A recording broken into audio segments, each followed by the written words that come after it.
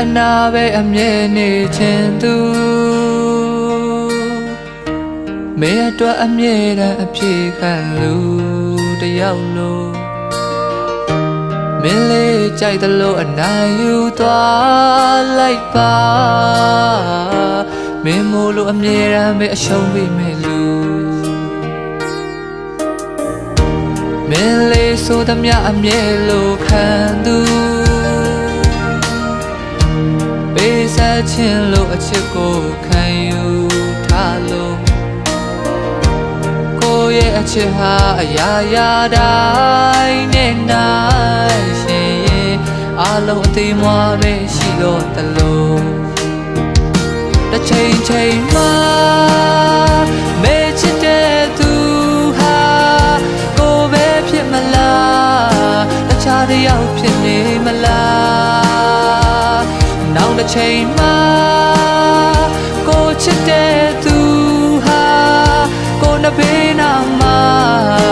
ရှိမရှိပါမလား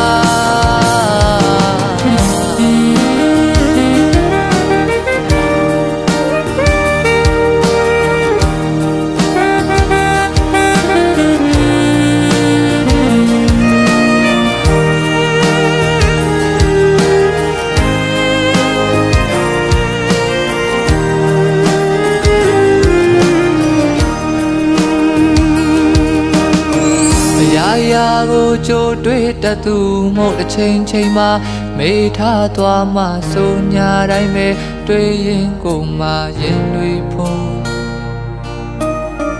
ကျင်သူကိုချစ်တော့အကြောင်းတွေကိုစာစီကစကားလုံးများစွာကိုမင်းရှိမှပြောမထွက်တော့မှကိုကြောက်လို့တစ်ချိန်ချိန်မှာ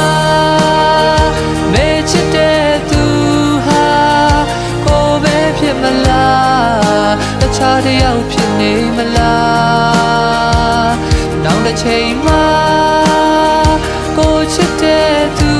ဟာကိုနှဘေးနာမှာရှိမရှိပါမလားတစ်ချိန်ချိန်မှာမေ့ချစ်တဲ့သူဟာကိုပဲဖြစ်မလားတခြားတစ်ယောက်ဖြစ်နေမလားနောက်တစ်ချိန်မှာကိုချစ်တဲ့သူဟာကိုနှဘေးနာမှာရှိမရှိပါမလားတစ်ချိန်ချိန်မှာမေ့ချစ်တဲ့သူဟာကိုပဲဖြစ်မလားတခြားတစ်ယောက်ဖြစ်နေမလား